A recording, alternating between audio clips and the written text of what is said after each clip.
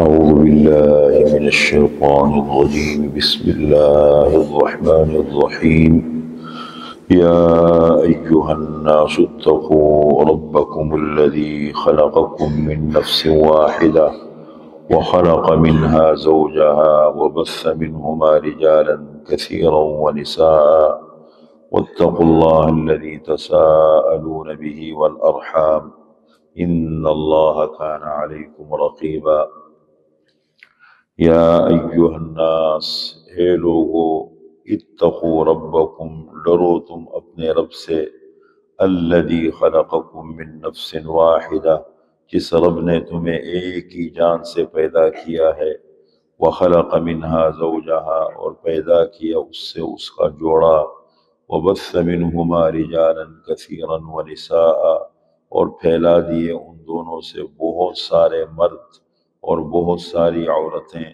واتقوا اللہ الذی تساءلون به، اس اللہ سے ڈرو جس کا واسطہ دے کر تم ایک دوسرے سے سوال کرتے ہو، والارحام، اور رشتہ داری سے ڈرو، ان اللہ کان علیکم رقیبا، بے شک اللہ تعالی تمہارے اوپر نگران ہے۔ یہ سورہ نساء کی پہلی آیت ہے۔ دیکھیں، میں نے کہا تھا سورۃ النساء میں کل 177 آیتیں ہیں اور 24 رکوع ہیں، اور سورہ نساء اس کو کیوں کہتے ہیں؟ لفظ نساء کے معنی عورتیں، سب سے نمایاں عنوان جس کو اللہ نے ذکر کیا۔ کبھی نمایاں کا مطلب یہ ہوتے تفصیل نہیں ہوتی، تفصیل الگ چیز ہے، اہمیت الگ چیز ہے۔ کہتے ہیں نا، ایک ہے گہرا علم اور ایک ہے وسیع علم۔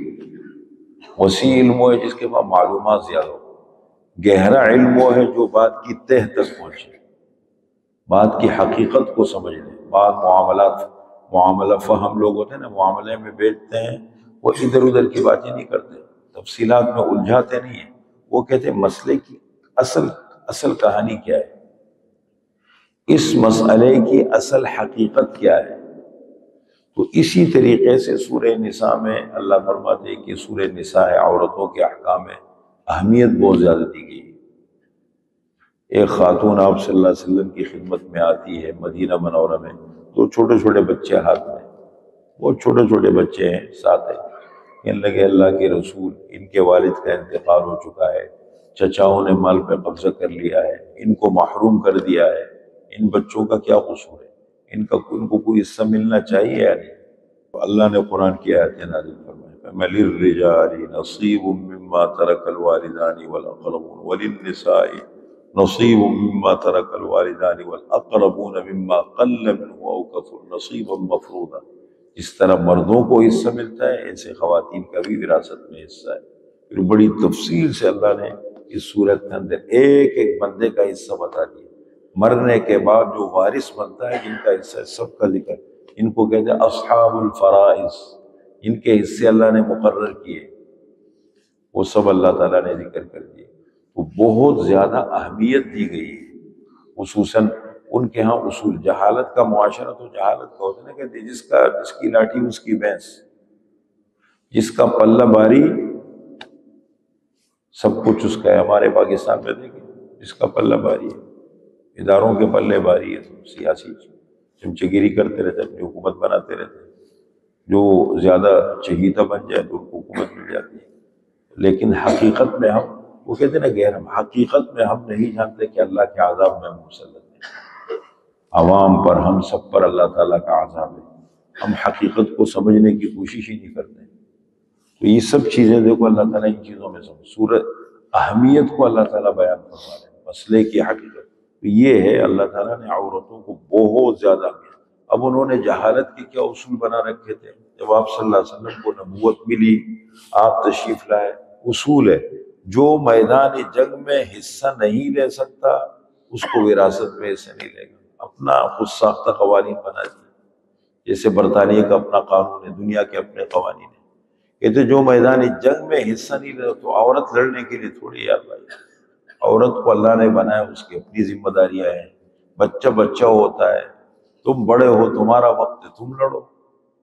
جب بچے بڑے ہوں گے وہ لڑیں گے، پھر خدا نہ خواستہ کبھی ایسی ضرورت پڑ گئی تو عورت بھی میدان میں کود پڑتی ہے، عورتیں کودی ہے میدان میں، لیکن ہر چیز کے لیے اللہ تعالیٰ نے ایک وہ بنایا، مقام بنایا. اس طرح تو نہیں ہے نا. اب انہوں نے یہ اصول، اللہ نے وہ اصول توڑ دیے کہ یہ تمہارے بنائے ہوئے اصول ہیں. عورت کا حصہ، مرد کا حصہ. پھر یتیم بچی کے ساتھ بہت ظلم ہوتا تھا معاشرے میں، یتیموں کے ساتھ بہت ظلم ہوتا تھا. یتیم بچی کے ساتھ مال پہ قبضہ کر لیتے تھے، شادی کرنے نہیں دیتے تھے، اپنی مرضی کی شادیاں کرا. اللہ نے فرمایا یہ نہیں چلے. اس کا حق دے سکتے ہو رکھو، نہیں دے سکتے ہو خواہ تنگ مت کرو، اس کا حق دو، اس کی شادی کرا دو. تمہیں اللہ نے ذمہ دار بنایا ہے، اس ذمہ داری کو پورا کرو. یہ سب چیزیں بتائی. تو ایک تو دیکھو، پھر دیکھیں سورت کو شروع کیسے فرمایا. قرآن میں دو الفاظ آتے ہیں، ایک ہے یا ایھا الناس، کیا معنی؟ اے لوگوں. قرآن کریم میں جب یا ایھا الناس آ جائے تو یا ایھا الناس کے معنی اے لوگوں، انسانیت کو خطاب ہے. مسلمان، غیر مسلم سب آ گئے. اور ایک خطاب آتا ہے یا ایھا الذین آمنوا، اے ایمان والو، مسلمانوں کو خطاب ہے. تو دیکھیں اللہ تعالیٰ احکام کو بیان فرمائے یا ایھا الناس. ایمان لانا نہ لانا یہ تو ایک الگ معاملہ ہو گیا. انسانیت، حقوق، معاشرے کو چلانا ہے تو اصول ہونے چاہیے. لیکن وہ باہر دنیا میں انہوں نے کچھ بھی ہے ایک اصول بنا رکھے ہیں، سب کے لیے برابر ہے. آپ کا کاروباری، آپ کا ڈرائیور، آپ کا پڑھا لکھا، ان پڑھ، وہاں سیدھا چلتا ہے. ادھر قانون نہیں ہے، اصول کی بالادستی نہیں ہے، سب ٹیڑھے چلتے ہیں. ٹیکس چھپا رہے، تمہارے اوپر کیا اعتماد کریں گے لوگ؟ تم خود چور ہو تو لوگ تمہیں کیا پیسے دیں گے؟ اگر تم امانت دار بن جاؤ تو لوگ تمہارے اوپر اعتماد کیوں نہیں کریں گے؟ اعتماد کی فضا نہیں ہے. اداروں پر حکومت، پاگل ہوگا وہ آدمی جو ان کو بتائے کہ میرے پاس اتنا پیسہ ہے. یہی ہے نا. تو اللہ تعالیٰ نے دیکھو اصول بیان فرمایا یا ایھا الناس، اے لوگو. اب سب سے اہم چیز زندگی کے اندر وہ کیا ہے؟ تقوی. اور تقوی کس کو کہتے ہیں؟ خواہشات پر کنٹرول. اس میں دوسروں کا حق ادا کرو، وقت پہ ادا کرو، کسی کو تکلیف مت دو. تم پڑوسی ہو، آپ کے پڑوس میں غیر مسلم رہتے ہیں تو کیا مطلب اس کا حق نہیں ہے کیا؟ آپ کا حصہ ہے معاشرے کا. آپ کے محلے میں رہتے ہیں، اس کا حق ہے. اس کو بھی یہ حق نہیں پہنچتا کہ آپ کا ماحول خراب کرے. مل جل کے رہنے کے لیے. دیکھیں زبردستی کسی کو اسلام نہیں دے سکتے. یہ تو محبت کا سودا ہے. اپنے لیے تو فیصلے اللہ کریں گے، لیکن رہو عدل و انصاف کے ساتھ. نہ ظالم بنو نہ مظلوم بنو، کہ اپنا حق لینے سے پہلے کسی کا حق دو، معاشرہ قائم رہے گا. فرمایا یا ایھا الناس، اے لوگو، اتقوا ربکم، ڈرو تم اپنے رب سے. عیسائی بھی خدا کو مانتا ہے، یہودی بھی خدا کو مانتا ہے، ہندو بھی خدا کو مانتا ہے. مشرک آدمی اللہ کے وجود کا کافر نہیں ہوتا. مشرک کے کیا معنی؟ شریک بنانے والا. کس کے ساتھ شریک بنانے والا؟ اللہ کے ساتھ شریک بنانے والا. مطلب اللہ ہے، مشرک بھی یہ کہتے ہیں اصل اللہ ہے. ہؤلاء شفعاؤنا عند اللہ، یہ جو ہمارے بت ہیں نا، یہ اللہ کے ہماری سفارش کروائیں گے. ما نعبدهم الا ليقربونا الى الله زلفى، ان کی بندگی عبادت ہم اس لیے کرتے ہیں کہ اللہ کا قرب ہمیں دلا دیں، اللہ کے قریب کر دیں. اصل ہے اللہ. بس وہ کرتے کرتے کرتے کرتے کرتے راستہ بھٹک گئے. وہ کہتے ہیں نا فلاں آدمی نشہ کرتے کرتے کرتے کرتے کرتے اتنا آگے جا چکا ہے کہ واپسی ناممکن ہے. اتنا بھی آپ سمجھا دو جو نشے میں پڑ گیا. بعض لوگ جماعتوں میں، سیاست میں، فرقوں میں اتنا آگے نکل جاتے کہ بھائی آنا ناممکن ہے، حدود کراس کر دیتے ہیں. ایک اصول ہو نا، اصول کے دائرے میں. تو فرمایا دیکھو تقویٰ تو سب کے لیے. اتقوا ربکم، ڈرو تم اپنے رب سے. الذی خلقکم من نفس واحدہ، جس رب نے تمہیں ایک ہی جان سے بنایا ہے. انسانیت کا آغاز، انسانیت کی ابتدا کہاں سے ہوئی؟ حضرت آدم سے. اور پھر وخلق منہا زوجہا، بنایا اس سے اس کا جوڑا حضرت حوا علیہ السلام. قرآن کریم میں اللہ والذی خلقکم من نفس واحدۃ وجعل منہا زوجہا لیسکن الیہا، اللہ نے تمہیں ایک ہی جان سے بنا، اس سے اس کا جوڑا بنایا تاکہ اس کی طرف سکون. فطرت میں اللہ نے رکھا ہے میاں بیوی کا رشتہ ہے. اور میں ایک دوسرے کے لیے لباس ہے، ہن لباس لکم وانتم لباس لہن، میاں بیوی ایک دوسرے کے لیے لباس کے مانند ہے۔ فطرت کی ایک چیز ہے نا، سر سے پیر تک اللہ نے ایک دوسرے کے لیے حلال کر دیا، ماں باپ کے سامنے نہیں کر سکتے وہ باتیں۔ تو یہ سب چیزیں اللہ تعالیٰ نے رکھی ہے۔ کہتے آدم علیہ السلام جنت میں تھے، سو رہے تھے، لیکن اپنی زندگی میں اکیلا پن محسوس کرتے تھے، تنہائی محسوس کرتے کہ میرے ساتھ ایک اور جوڑا ہونا چاہیے میرا، جو میری زندگی کو اعتدال پہ لائے، میری زندگی کو بہتر بنائے۔ یہ فطرت میں ایک آواز تھی۔ ایک دفعہ سو رہے تھے، اٹھے، دیکھا تو ان کے بائیں پسلی سے اللہ نے حضرت حوا کو پیدا کیا، ساتھ بیٹھی۔ اس لیے فرمایا کہ عورت کو اللہ نے بائیں پسلی سے بنایا، اور پسلی کے دو حصے، ایک نیچے کا حصہ، ایک اوپر کا۔ اوپر کا حصہ اور ٹیڑھا ہوتا ہے، اور میں پسلی ٹیڑھی ہے۔ عورت پہ بیجا فضول سختی مت کرو، وہ سیدھی نہیں ہوگی، ٹوٹ جائے گی، اور اس کا ٹوٹنا اس کا کسرھا طلاق ہوا، اس کا ٹوٹنا کیا ہے؟ طلاق ہے۔ اور میں جتنا برداشت کر سکتے ہو اللہ کے لیے برداشت کرو، اس کو اتنا اجر ہے۔ اب اگر آپ باتوں کے ذریعے سے عورت کو سمجھاؤ گے نا، ایک تو یہ بعض معاشرے کے اندر عورت کو اتنا دبا دیتے ہیں، وہ بیچارے بولنے کی ہمت طاقت نہیں رکھتے، اور بسا اوقات اتنا سر پہ چڑھا دیتے ہیں کہ آدمی مہرہ بن جاتے ہیں۔ پھر اور بسا اوقات اگر زبان سے آپ عورت کو سمجھاؤ گے زندگی بھر نہیں سمجھا سکتے،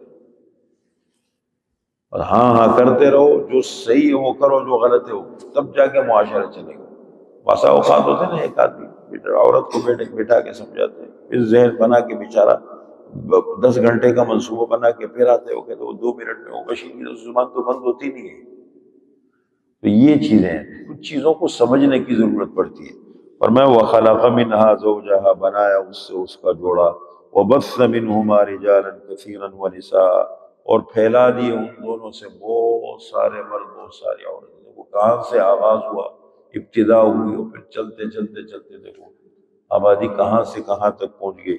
وَاتَّقُوا اللَّهَ الَّذِي تَسَاءَلُونَ بِهِ، اس اللہ سے ڈرو جس کا واسطہ دے کے تم ایک دوسرے سے سوال کرتے ہو، کاروبار میں، سیاست میں، رہن سہن میں، معاشرت میں، ہر جگہ انسان کو انسان کی ضرورت پڑتی ہے۔ جہاں اعتماد خراب ہوتا ہے، جہاں جھگڑے ہوتے ہیں میاں بیوی کے درمیان، اولاد ماں باپ کے درمیان، بھائیوں کے درمیان، خاندانوں میں، مارکیٹوں میں جھگڑے ہوتے ہیں، دیکھو قسم کھاتے ہیں، اللہ کی قسم، خدا کی قسم، میں قسم کھاتا ہوں، میں قرآن پہ ہاتھ رکھتا ہوں، کرتے ہیں نہیں؟ وَاتَّقُوا اللَّهَ الَّذِي تَسَاءَلُونَ بِهِ، اس اللہ سے ڈرو جس کا واسطہ دے کے تم ایک دوسرے سے سوال کرتے ہو، والارحام، اور رشتہ داری کا بہت خیال رکھو۔ رشتہ داری بھی اللہ کی بہت بڑی نعمت ہے۔